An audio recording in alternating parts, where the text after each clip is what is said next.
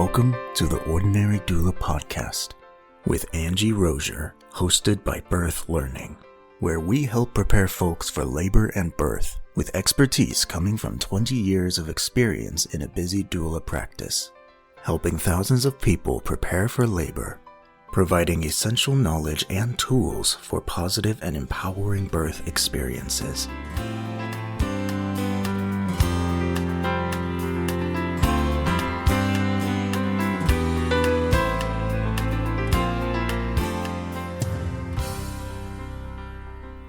Hello and welcome to the Ordinary Doula Podcast. My name is Angie Rozier and I am excited to be with you here today.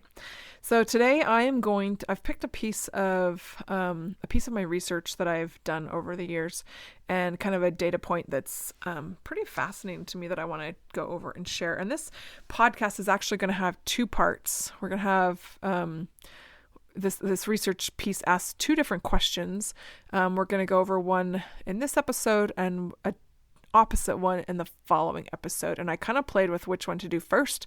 I've chosen to do the positive side of things first, and then the less positive side of things, the same questions answered, but in a negative way, in the next episode. So if you want to check that out, that'd be kind of interesting too. So, when I did a big chunk of research a few years ago, and I'm a kind of a data junkie, a birth nerd. I like to follow patterns and see what's going on and kind of dive into the data and see why things are happening, what people are hoping, wanting, expecting, and retrospectively how they look at things. So I did a retrospective survey of over 200 clients, and so this is, all just, they were filling out questionnaires, answering questions, got a lot of interesting insight from that.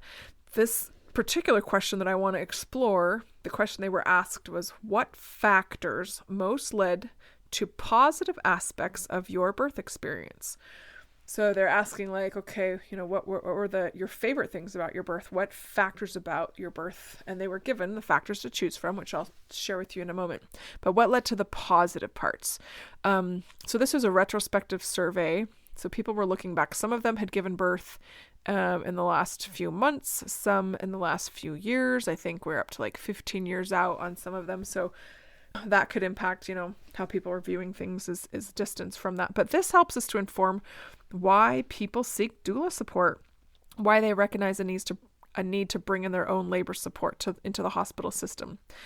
So we can clearly see with answers to this what is missing in hospitals and how doulas or appropriate support can fill in the gaps.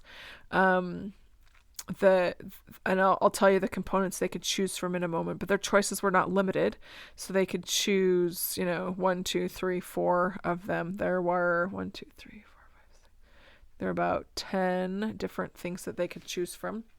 And I'll tell you what they are. So these are the aspects of a birth experience they were choosing from: communication, partner participation, childbirth education, birthplace, midwife, doctor, nurses, doula, length of labor, meeting your goals, so the perception they had met their goals, and then initial contact with your baby. So those were the components that they were choosing from. And that's what 11 different things it looks like. So the very top one that was interesting, and this got the highest response rate. So about 93 of the respondents said, 93% of the respondents said a doula was the leading positive aspect of their birth experience. So kind of interesting. That was their favorite part of all of those things, of communication, partner participation, childbirth education, birthplace, midwife, doctor, nurses, doula, length of labor, meeting their goals, and initial contact with the baby. 93% of them said doula. The second most commonly occurring positive aspect was partner participation. That's at 72%. So 72% of them said that partner participation led to the positive parts of their birth experience. The next most common one was communication, and this was communication among the team. This could mean lots of different things. It could mean communication between provider and patient, patient and partner, doula and patient, like there's in any direction, just overall general communication.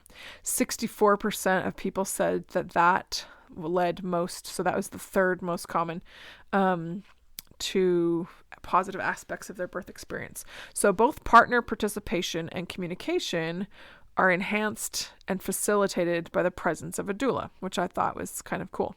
The next most common was just barely, like 1% less than communication or less, was initial contact with baby. So 63% of people also said that the initial contact with their baby what led to positive aspects of their birth experience. So it tells us that's important. That initial contact with their baby is pretty important. And that's the first thing where the birth is done, right? Where we've arrived, kind of where the baby's born. And of course, that's the pivotal moment, the moment we've all been waiting for. That's what we're trying there to achieve. A lot of time and effort, doula support, partner participation, and communication happens before that event. The next most common at I think it's number 5, is childbirth education. So the preparation they did before labor ever started, 54% said that was the next most common influencer of their positive birth experience for them. 54%, kind of interesting. And then that had a lot bigger, which was surprising to me, a lot bigger impact than the place. So the birthplace, whether that was hospital, home, or birth center, and all of them were in the hospital, was at 27%. So childbirth education was at 54%.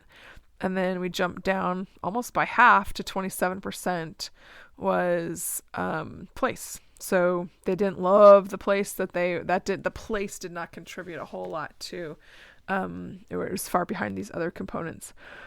So then we have 3 other people, or 3 other roles that I want to consider: midwife, doctor, and doula. So this is kind of interesting. Midwives were at about 33%. They said the midwife was an impactful aspect to the positive parts of their birth experience at 33%. Doctors were at, I'm going to go to nurses next. Nurses were at 28%. So the nurses contributed at 28% versus doulas at 93%. Nurses were at 28% contributing to a positive aspect, and doctors were at 20%. So kind of interesting. Midwives were at 32, nurses at 28, and doctors at 20. Doulas at 93. So of the people impacting the experience, doulas had the most impact on the positive parts at 93, midwives at 33, and nurses at 28, and doctors at 20%. Well, almost 21%. We'll give them 21%. And then the top,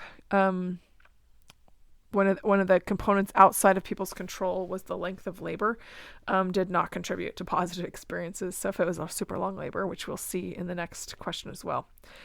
So kind of interesting that nurses and doctors ranked so incredibly low, while midwives fared better and doulas much better.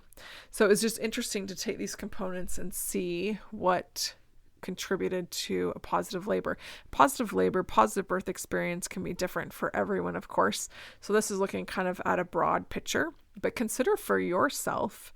You might look at those components: communication, partner participation, childbirth education and preparation, birthplace, midwife, doctor, nurses, doula, length of labor, which is outside of our control, meeting your goals, which, varies widely for people, and initial contact with your baby.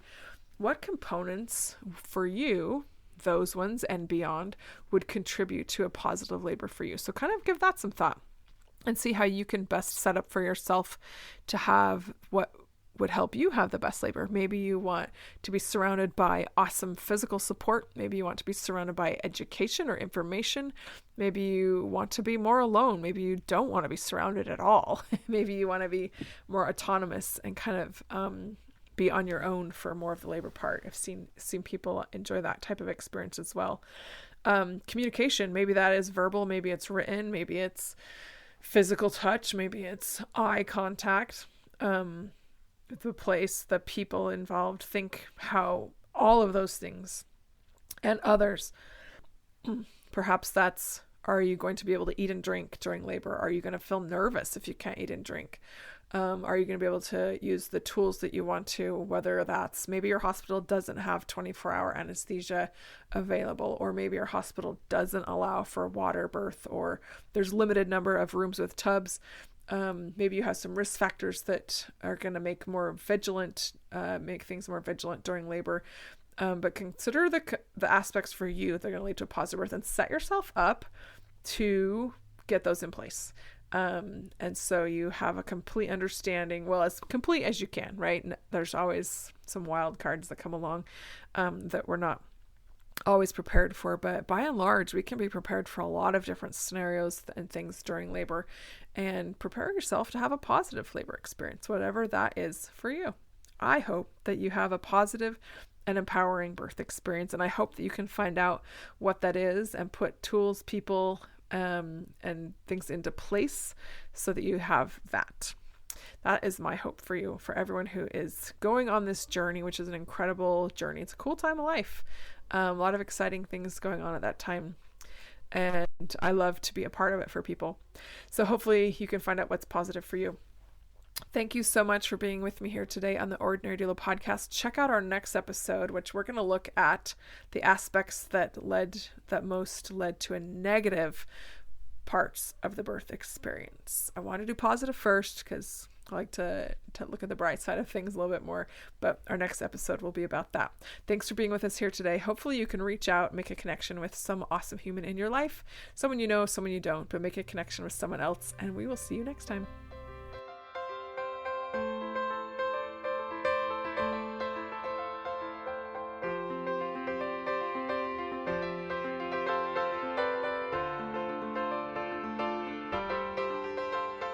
Thank you for listening to the Ordinary Doula Podcast with Angie Rozier, hosted by Birth Learning.